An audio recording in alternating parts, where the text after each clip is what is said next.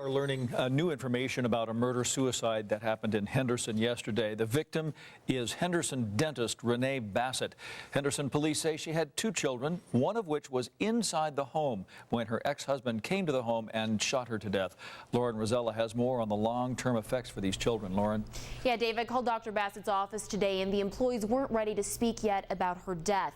Henderson police can't say yet if there was a history of reported abuse in her home, but domestic violence experts say there will be lifelong effects on both of Bassett's children.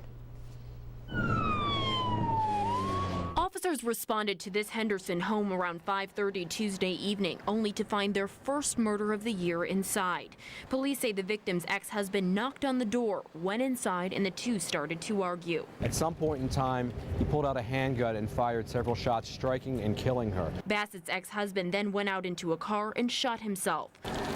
Police say the victim's 13-year-old son was inside the home, and he was the one to pick up the phone. The boy is the one that called 911 after the shots rang out. It is life-changing for a child. Claudia Schwartz is a marriage and family therapist who counsels families after traumatic events. Usually there's a sense of guilt if a child witnessed anything or felt like that maybe they could have stopped something. Schwartz says children often feel ashamed and isolated after witnessing something so horrific, especially involving their parents. This isn't something that happens on a regular basis, so they don't really have people to talk to who can relate to them. Domestic violence experts at SafeNest say they see children of violence suffer long-term problems as a result of what happens at home. You learn your family roles. Chapman says sometimes kids become future victims, but others can turn into abusers themselves.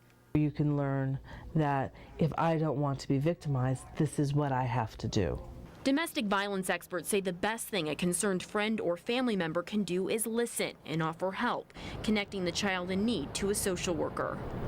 Now, in this case, both of the kids have been placed with relatives as investigators continue to look into what happened. The Clark County Coroner's Office have still not released the name of the shooter.